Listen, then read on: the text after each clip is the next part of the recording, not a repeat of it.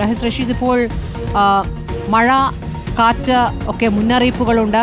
വിവിധ ജില്ലകളിൽ മഴ ശക്തമാണ്, പലയിടത്തും കാറ്റ് നാശനഷ്ടവും വിതച്ചിട്ടുണ്ട്. എന്താണ് മുന്നറിയിപ്പ് റഹസ്?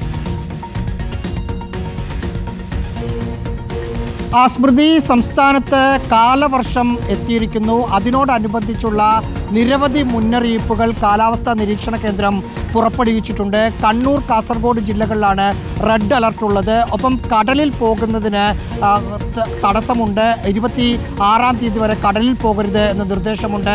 ഇടിമിന്നൽ സംസ്ഥാനത്ത് ഉണ്ടാകുമെന്ന നിർദ്ദേശമുണ്ട്. ശക്തമായ രീതിയിൽ കാറ്റുണ്ടാകും എന്ന നിർദ്ദേശവും കാലാവസ്ഥാ നിരീക്ഷണ കേന്ദ്രം പുറപ്പെടുവിച്ചിട്ടുണ്ട്.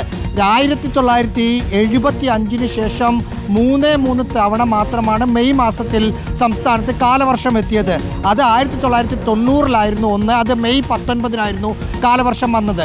മറ്റൊന്ന് 2009-ലായിരുന്നു, അത് മെയ് മാസം 23-ാം തീയതിയായിരുന്നു.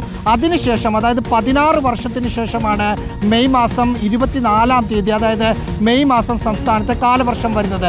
അടുത്ത ദിവസങ്ങളിൽ അതിശക്തമായ മഴ 14 ജില്ലകളിലും ഉണ്ടാകും. ഏതൊക്കെ ജില്ലകളിലാണ് ഏതൊക്കെ അലർട്ട് എന്നത് അരമണിക്കൂറിന് ശേഷമായിരിക്കും കേന്ദ്ര കാലാവസ്ഥാ നിരീക്ഷണ കേന്ദ്രം അറിയിക്കുന്നത്.